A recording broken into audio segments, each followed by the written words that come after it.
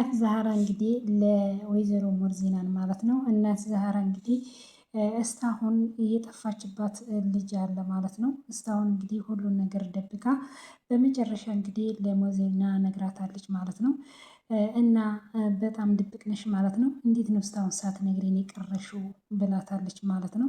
ሳይሆን በየጊዜው ማንሳት ህመም ነው ብዬ ነው በየሰው ቤት በምዞርበት ሁልጊዜም ልጄን ነው የማስበው ብላለች ማለት ነው። እናት ዛህራ ስሮጥ በልቶ ለማደር ሮጣ ያልጠገበችው ልጄን አጣኋት ብላ እንግዲህ እናት ዛህራ በጣም ልብ የሚነካ ለወይዘሮ ሞርዚና ነግራታለች ማለት ነው። ሰላም ክብራትና ክብራን የቻናላችን ቤተሰቦች እንዴት ናችሁ? ዛሬም ተወዳጁ በሆነ በድር ድራማ ተመልሼ መጥቻለሁ። ይህን ቪዲዮ ከወደዳችሁ ሼር፣ ላይክ እያደረጋችሁ አስተያየታችሁን በኮሜንት ልታስቀምጡ በአክብሮት ጠይቃለሁኝ። አምነን አት እንግዲህ ፕሌንን ማለት ተቆጥታታለች ማለት ነው። ያለ ቦታሽ እያየውሽ ነው፣ ቦታሽን መንገድሽን ስተሻል፣ እዚህ ቤት ውስጥ ያስተውላል ካልኩት ሰው አንቺ ነበርሽ፣ አንቺ ግን መንገድሽን ስተሻል ብላታለች ማለት ነው። መልካምና ጥሩ ሰዎች አሉ፣ አንዱ አንቺ ነሽ። መልካም እና ጥሩች በተለያዩ ምክንያት ውስጥ አንቺ ነሽ፣ ግን የሰው ላይ ሊቀየር ይችላል። ምን አድርጌ ነው ብላታለች ማለት ነው። ሜርሲ እዚህ ቤት ውስጥ መጥፎ ሰው ያለችው ሜርሲ ናት አለቻት። ሰው ሊቀየር ይችላል አያቴ ተይ ብትላት፣ ሰማይና ምድር ቢቀየር ሜርሲ አትቀየርም። ያልተስተካከለውን የራስሽን ህይወት ብታስተካክል ይሻልሻል ብላ ታስጠንቅቃታለች ማለት ነው።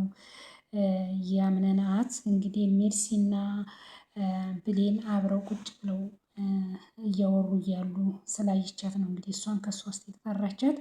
እንግዲህ አቶ አምነናት ሜርሲም አትወዳትም ማለት ትነካካታለች በቅኔም በምንም ብዙ ነገሮችን ማለት ነገራቸው አይጠጻምም ማለት ነው። በዛም ምክንያት ነው እንግዲህ እነሱ ቁጭ ብለው ሲያወሩ እዚህ ቤት መጥፎም መልካም ሰዎች አሉ። ከመጥፎ ሰዎቹ አንዱ ሜርሲ ናት። ሜርሲ ኧረ አያቴ እንደዚህ አይደለም እኮ ልትቀየር ትችላለች ብላ ብሌን እንግዲህ ብሌን ብዙ ጊዜ የሰው ልጅ ሰዎቹን ጥፋተኛ ነው ሲሉ እንኳን ጥፋተኛ ብላ አትልም ማለት ነው። ያ ሰው ሊቀየር ይችላል እኮ ብላ ነው የምትናገረው ማለት ነው። ማለት ሁሉንም ነገር በቃ አስተዋይ ናት። አንዳንድ ሰው የሆነ በቃ አለ አይደል አከሌ ጥፋተኛ ነው ከተባለ አዎ እሱ ጥፋተኛ ነው እኔም አይቼዋለሁ ብለን ነው ብዙዎቻችን እጃችንን እንትን የምንለው። ግን ብሌን እዚህ አይነት ነገር ውስጥ የለችም ማለት ነው። ከዚህ ፊት እንደው ጀሌንም ከቤት ሲያበራት አቶ አምነንን ይቅርታ ጠይቀዋለች ወደ ቤት እንዲመልሳት። አስባችኋል? የጎዳቻትን እንኳን ማለት ነው። አሁን የአቶ አምነን አያት እንግዲህ ስለ ሜርሲ ስታወራ ተይ አያቴ እንደዛ አትበይ ሰው ሊቀየር ይችላል ብላ ነው እንግዲህ ያለችው። እዛ ሆነ አዎ መጥፎ ሰው ናት እሷ እንዲህ ማለት ትችል ነበር። ግን ብሌን በጣም አስተዋይ ናት እና በጣም የሆነ በቃ ብዙ ነገሮችን ስለ ነገ አስባ የምትናገር ናት። በሰው ለመፍረድ አትሮጥ። መጀመሪያ ማለት ሰው ነው እና ሰው ሊሳሳት ይችላል፣ ይሄ ነገር ይስተካከላል ብላ ነው እንጂ ጀስት ሀሳቦችን የምትሰጠው ዝም ብላ በሰው ልትፈርድ አትሮጥም ማለት ነው። እና በጣም የሚገርም ነው ማለት ነው። ሽን የተበላሸውን ህይወትሽን ብታስተካክይ ይሻልሽ ነበር ብለው ሲሏት እንግዲህ እኔ ነግ በእኔ ማለት ነው ይሄ ነገር ነገም በእኔ መምጣቱ አይቀርም ብላለች። እኔም ማድረግ ፍላጎቴ ነው። ሰው ልጅ ምርጫሽን አንቺ ታውቂያለሽ፣ እኔ ግን መናገር ያለብኝ ተናግሬያለሁ ብላለች ማለት ነው። ይብሌን በይ መሄድ ትችያለሽ ብላታለች። እንግዲህ አመሰግናለሁ ብላ እሷም ሄዳለች ማለት ነው። ብሌን ወጥታ ሄዳለች። በየትኛው ስስ ጎንሽ ብትገባ ነው እንዲጠበቃ ይሆንሽ ትብላለች ማለት ነው። የአቶ አምነናት እንግዲህ እሷም በጣም ነው ማለት ሰው ሊያማት ቢኖር ሰው ማመት ትወዳለች ሜርሲ ማለት ነው። በቃ እና የአቶ አምነን ወንድም ቁጭ ብሎ ባየችው ጊዜ ሰላም አለችው ማለት ነው። ሰላም አክስቴ እንኳን ደህና መጣሽ ብሏታል ማለት ነው። እና እንዳየዋችሁማ ከሆነ እንኳን በጠረጴዛ ዙሪያ ከወረቀት ጋርም ጥምረት አላችሁ። እንግዲህ ባሩክ አክስቴ ብሎ ሜርሲን ጠርቷታል ማለት ነው። ሜርሲም አክስቴ ነኝ ያልከኝ ባሩክ ወንድሜ ልጅ ብቻ ነበር አክስቴ የሚለኝ በጣም ነው የማመሰግነው ብላለች ማለት ነው። እንግዲህ ባሮክም እንግዲህ ብሌንን እንግዲህ እየተከታተላት ነው ማለት ነው። እንግዲህ እሷ የክፍሏ ባለችበት ሄዳ ዘፈን ስዘፈን ደርሶ ዝፈኝልኝ እያላት ነው ማለት ነው። እኔ እንግዲህ ለምን እንደሚከታተላት በጣም ነው ብሌንን የሚከታተላት ባሮክ የአቶ አምነን ወንድም ነኝ ተብዬው ማለት ነው። እሷም ማለት አልገባትም የሚከታተላትባት ምክንያት አቶ አምነንና ብሌን እንግዲህ አሁንም ሊስማሙ አልቻሉም። ብሌን እንግዲህ አሁን የቆረጠች ትመስላለች ማለት ነው። ወደ ራሷ ተመልሳለች።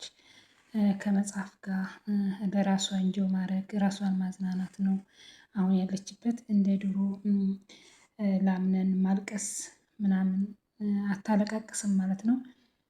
የት ሞርዚና ልጅ ባሮክ ብላለች። እንግዲህ ቅር ካለች ግን መቅረት ይችላል።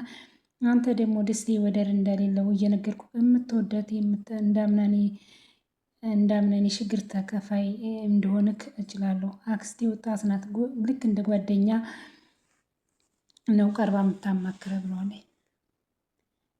ይህንን አውቀዋለሁ። እዚህ ቤት ከመጣሁ ጀምሬ ብቸኝነት እንዳይሰማኝ ሁሉ በእውነቱ ከሆነ በጣም ደስ የምትይ ሰው ነሽ ብሎ አክስቴ ብሏታል ማለት ነው። ስለሰጠኝ ምስጋናና ክብር በጣም ነው የማመሰግነው ብላለች። እንግዲህ ሜርሲ እንግዲህ ተመስገን አታውቅም። እንግዲህ ባሮክ እያመሰገናት ነው ማለት ነው። እሷን ያው ምስጋና ሳይሆን ያው ሁሉም በስድብ ነው የሚነካካት። እንግዲህ እናት ዛህራም እዚህ ጋር እንግዲህ ስለ ልጇ መጥፋት ለሞርዚና እየነገረቻት ነው። እሷም እንግዲህ እስካሁን እንዴት ዝም ብለሽ እስከዛሬ ድረስ ለምን አትነግሪኝም? በጣም ድብቅ ነሽ ስትላት ነበር። እንግዲህ እዚህ ጋም ባሮክ ብሌንን በጣም ነው የሚከታተላት። ብሌንም እንግዲህ በራሷ ቁጭ ያለች እያንጎራጎረች መጽሐፍ እያነበበች እያለ እንግዲህ ክፍሏ ድረስ ሄዷል ማለት ነው። ከዚህ ፊት ክፍሏ ድረስ ሄዷል ስትት ብሎ። ብሌን ግን ሁናቴው አልገባትም ማለት ነው። እንግዲህ የማርኮን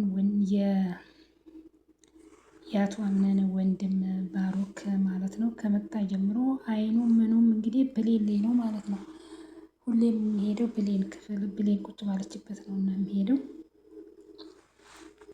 ብሌን እየዘፈነች እያለች ባሮክ በመጣ ጊዜ ይሄ ዘፈንማ ለእኔ መሆን አለበት ብሏታል ማለት ነው። እንዴ መጣህ እንዴ ስትለው እንዴ ብቻ ነው መሆን አልፈቅድልህም እኔ ያለውልህ ብለሽኛል ነበር እንዴ ብሎ እንግዲህ ባሮክም እንደ ብሌን መልሶላታል ማለት ነው።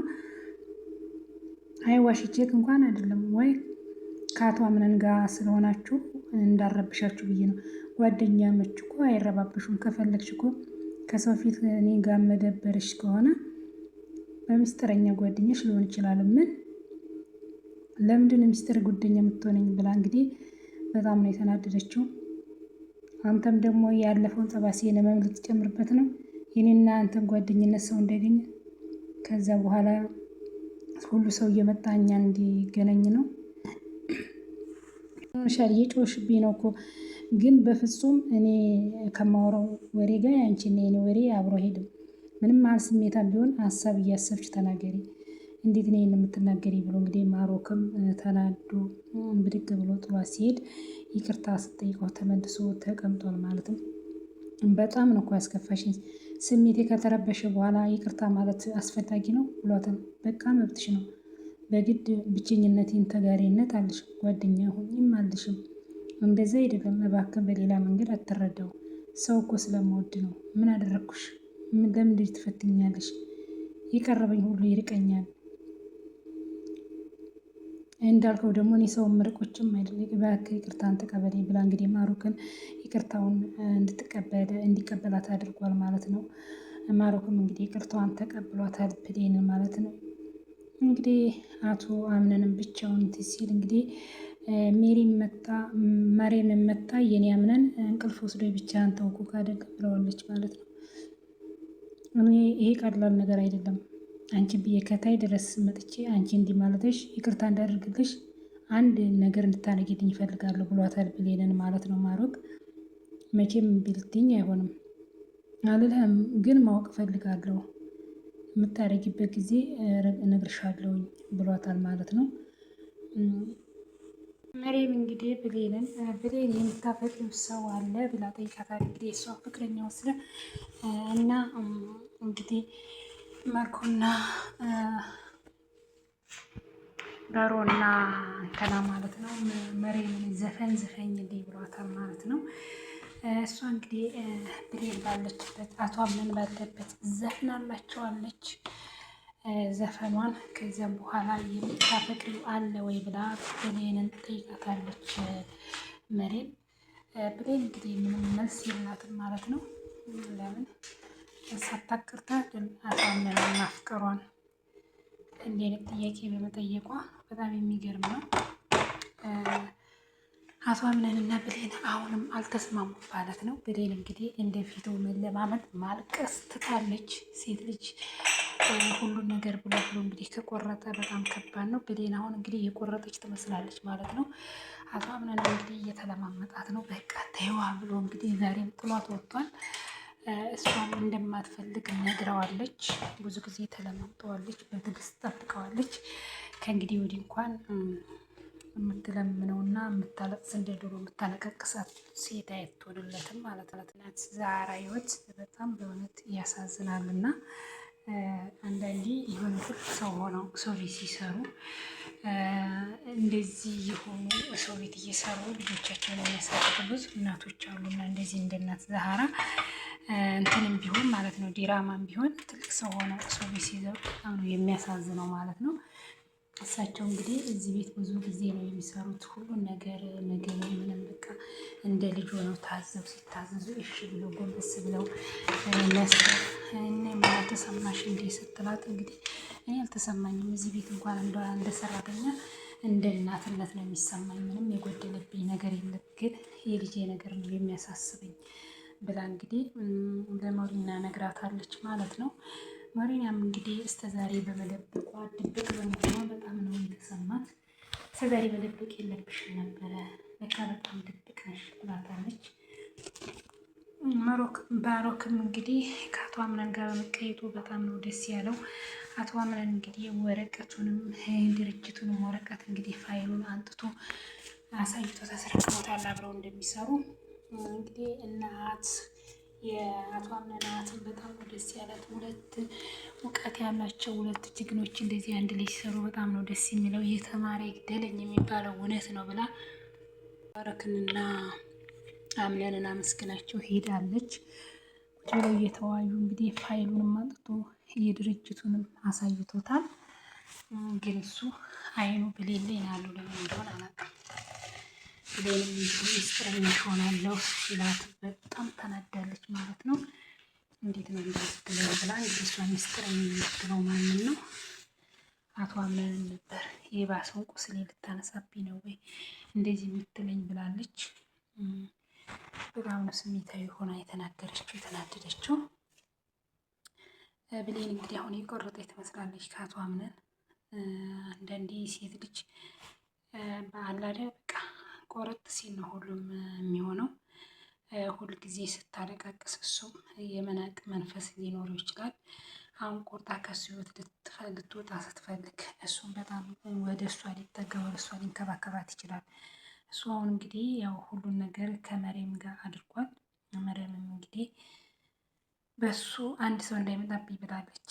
የልቤ ልቤ የሰጠቻችም እንግዲህ አቶ አምነን አያት ናት ማለት ነው። እንግዲህ እሷን ስለምትወዳት አቶ አምነን እንግዲህ አሁን ከድብርቶ እየወጣ ነው ማለት ነው። እንግዲህ መሬን እያዝናናችሁ ናት።